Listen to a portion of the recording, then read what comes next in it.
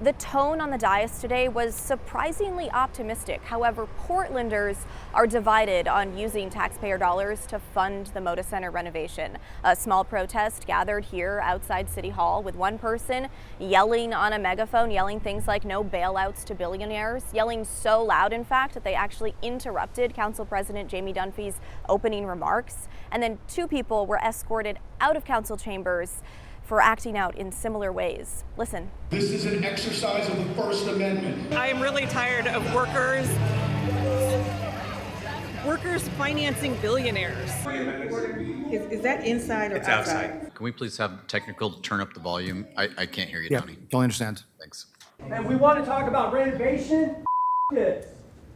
Despite approving the term sheet in an 8-4 vote, a fundamental divide among councilors was on full display today, with more progressive councilors pushing to get more in return for the city's investment, while moderate councilors argued against asking for too much too soon ahead of negotiations with the Blazers. And it exposed a clear divide in strategy. And some councilors expressed frustration that the mayor's negotiating team was getting a say before the council. One example, Councilor Green tried to tie the Blazers' rent increase to state law.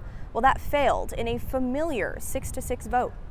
This is the case where it was a divide between people who have a lot of faith in the negotiating team and those who not. Council's role is to tell the negotiating team what Portland needs.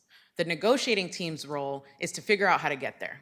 This is still the worst stadium deal in the history of stadium deals, so I'm going to continue pushing through December, but as far as I'm concerned, the term sheet is a starting negotiating point, so it's only going to get whittled down from here on out. There's a very deep divide, right, about whether the role here exists, and I've known all along we had a majority of the council who was going to support this. Most every conversation when I'm out in the community is about don't lose the Blazers. And politics is clearly part of the backdrop here, as half of City Council is up for re-election come November. So soon they'll have to answer to voters for how they voted on this deal.